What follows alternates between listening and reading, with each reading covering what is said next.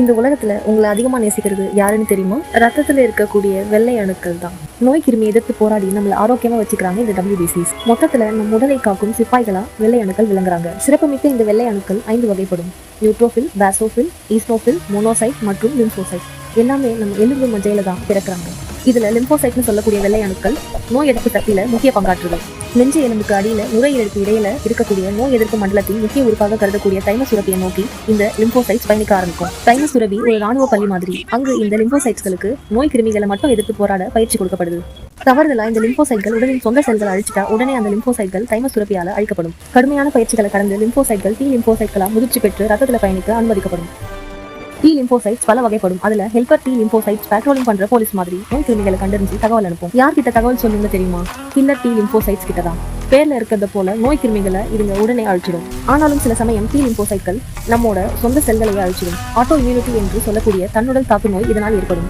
Japan நாட்டை சேர்ந்த doctor Steven சாகாகுச்சி thymus சுரப்பி நோய் கிருமிகளை அழிக்க உதவுவது மட்டும் இல்லாம தன்னுடல் தாக்கு நோய் ஏற்படாம தடுக்க ஏதோ ஒரு விஷயத்தை இது உற்பத்தி செய்துன்னு நம்பினாரு. இதை பரிசோதிக்கும் விதமா தைமஸ் சுரப்பியை பிறந்து 3 நாட்களே ஆன ஒரு எலி உடம்புல இருந்து அகற்றினாரு.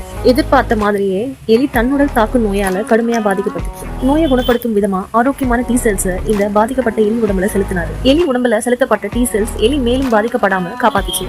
இதுல இருந்து மருத்துவர் சாகாகுச்சி தைமஸ் சுரப்பி நோய் எதிர்ப்பு மண்டலத்துல ஒரு சமநிலையையும் தன்னுடல் தாக்கு நோயை தடுக்கும் ஒரு குறிப்பிட்ட செல்களை உற்பத்தி செய்யறத கண்டறிஞ்சாரு.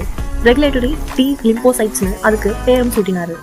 1995ல இந்த கண்டுபிடிப்பை தெரிவிச்சாரு. ஆனா இவருடைய இந்த மாபெரும் கண்டுபிடிப்பு நிராகரிக்கப்பட்டது. அமெரிக்க நாட்டை சேர்ந்த மேரி ப்ரோன்கோ மற்றும் ஃப்ரெட் பிராம்ஸ்டெல் எலிகள் கிட்ட காணப்படுற தன்னுடல் தாக்கு நோயை பத்தி ஆராய்ச்சி பண்ணிட்டு இருந்தாங்க. அப்போ சில ஆண் எலிகளின் சருமம் ரொம்ப வறண்டு அரிப்புத்தன்மை கொண்டதா காணப்பட்டுச்சு. எலிகளோட எடையும் குறைவா இருந்ததை உணர்ந்தாங்க. இதை ஸ்கர்ஃபி கண்டிஷன் சொல்லுவாங்க.